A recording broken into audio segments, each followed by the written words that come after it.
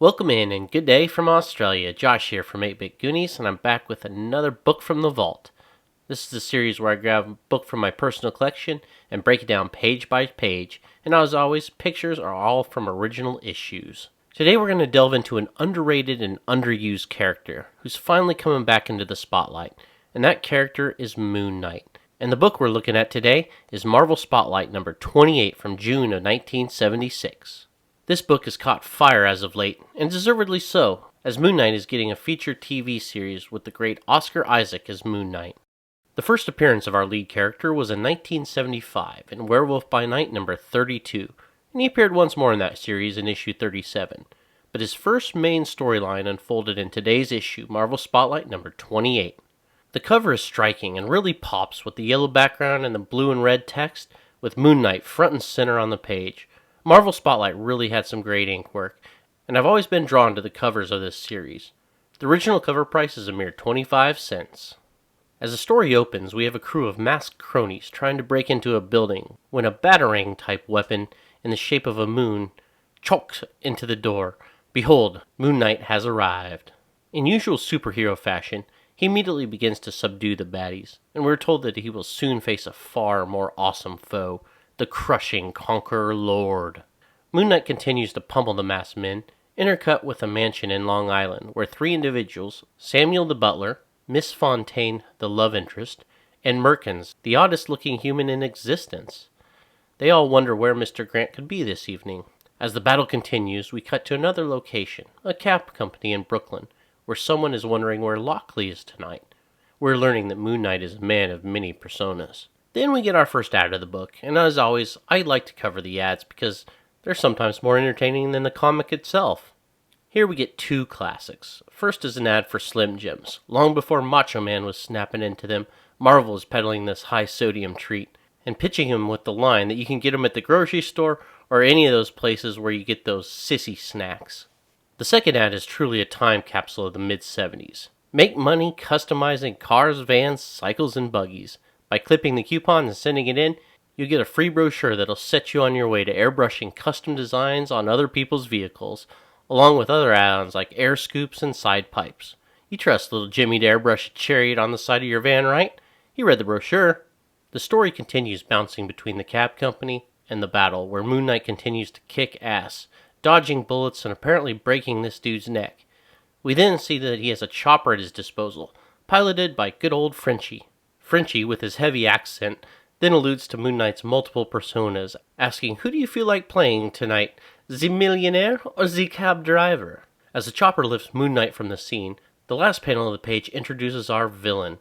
And of course he's the villain. He has pet rats and a crony named Weasel. And the evil plan is introduced. "The city is as good as ours," spouts Weasel, and he then dumps the exposition. "Once we pin the burglary on the mayor, your guy will be a shoo-in." The next page is one of those multi-ads, and these are so much fun. The ad that really caught my eye was this Be Taller ad. It states if you wish to know the facts about height increase, send 35 cents to Tall Up at Napoleon, Ohio. That has to be an inside joke, right? A Get Taller company in Napoleon? I'd love to see what the info pack looked like these guys send out. The following page is an ad for Kung Fu and Karate, where you can be like the 5th degree black belt Toyotaro Miyazaki for less than 16 cents per lesson. And how will you succeed? Why, of course, they'll send you a record with over 35 individual lessons on how to become a ninja master, along with a nerve center and pressure point chart to hang in your room. How could you go wrong? Back to the action where the police arrive on the scene to find the trail of carnage left by Moon Knight. We then cut to the bad guys and learn that Moon Knight has foiled the evil frame-up in the city. We then get some background on Moon Knight and learn that during his encounter with a werewolf he was bitten, but it didn't change him into a werewolf. Rather, it gave him extra normal strength and the instinct of a werewolf. So I guess it's like spider senses. We learn that the baddies that Moon Knight has dispatched were actually cops, and the police on the scene think they were undercover cops who were assaulted, thus framing Moon Knight as a bad guy, at least in the short term. Back to the exposition Weasel, and he tells the big baddie, that Moon Knight now portrays many different people, and that he could be anyone, anywhere. But tonight, he has a date with this chick. His words, not mine. As the police wonder what the undercover cops were doing here, the big baddie tells Weasel not to call him Mr. Quinn, but rather call him Conquer Lord. Conquer Lord then asks if anyone else has this information. Weasel states that only our inside man, you and I, to which Conquer Lord feels that's enough from Mr. Exposition and flips a switch, which fires a machine gun from his desk while simultaneously opening a pit in the floor full of crocs, and that's the end of Mr. Weasel. Conquer Lord then plays with his rats. Moon Knight then decides to let the police in on the attempted break-in. As Moon Knight descends, the cops, they think he's a bad guy, responsible for injuring seven of their own, so they open fire on him, and Moon Knight decides that telling his side of the story will just have to wait. Conqueror Lord then gets the bad news that his setup of the mayor has failed, and decides he'll take matters into his own hand, and if he can't set up the mayor, he'll just assassinate his ass. And we then get the reveal of our costume supervillain, and it doesn't disappoint. He looks pretty awesome. Moon Knight then returns to his mansion via the underwater tunnel entrance, and finds his lady waiting for him. Damn, everyone knows this guy's identity. I thought the only way to keep a secret between three people is if two are dead. But in this guy's life, everybody knows what's up. We learn that Mr. Grant and Miss Fontaine are supposed to attend an uppity event tonight. But Moon Knight needs info, so he dons his cabbie persona and leaves Miss Fontaine high and dry to gather intel. And what better way to gather intel than in his cabbie character, Jesse Lockley. After driving one ferry, he tells HQ that he's done for now, and he stops at the best location to gather intelligence on the criminal underbelly of the city, the local all-night diner, and waitress Gina, where he learns that the cops are after Moon Knight as he attacked 7 undercovers earlier. Frankie, a cop, told her that just a few minutes ago. Damn, Gina, you got all the hot gossip. Moon Knight then asks if she knows why anyone would want to break into that building the cops were found at. And she doesn't know, but this guy named Crawley, who just happened to be taking a dump, knows. It would be to pin the burglary on the mayor and make him look like Nixon. And this guy already knows all about the Conqueror Lord. Word travels fast in 1970s New York. Moon Knight buys Crawley a steak and calls Miss Fontaine to tell her we're on, we're going to the party after all. The next page of ads here has some weird shit for sale.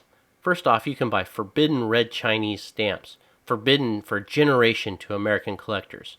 But even stranger is this ad for pregnant seahorses. That's right, ready to give birth and up to 20 babies.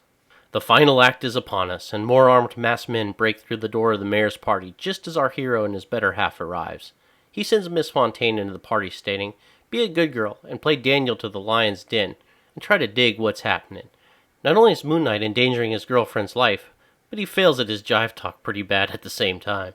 He then dons the Moon Knight outfit and explains how his power works, which I think is pretty cool. As the moon is only at a quarter phase tonight, he only has slightly higher than normal power. He gains his strength from the moon due to his werewolf powers, and it's only a little better than sunshine when it's at quarter strength, meaning that during a full moon, he's nigh unstoppable. On the roof, the Conqueror Lord sits with a sniper rifle, waiting to line the mayor up in his crosshairs, and at the last moment, Moon Knight pummels the baddie, making him miss his mark, and a battle ensues. As the hero and villain battle on the rooftop, we learn that Miss Fontaine is actually quite the badass herself. She takes matters into her own hands, whooping up on one of the guards and making a getaway, only to be pummeled by the Conqueror Lord as Moon Knight chucks him into her accidentally.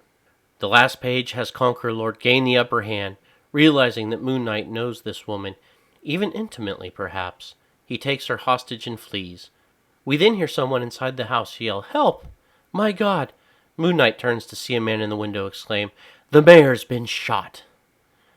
And with that, we're left with the cliffhanger for next month's issue of Marvel Spotlight.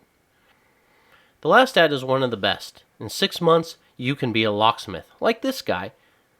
The course comes with everything you need to learn how to bypass locks. I wonder how many criminals ordered this kit.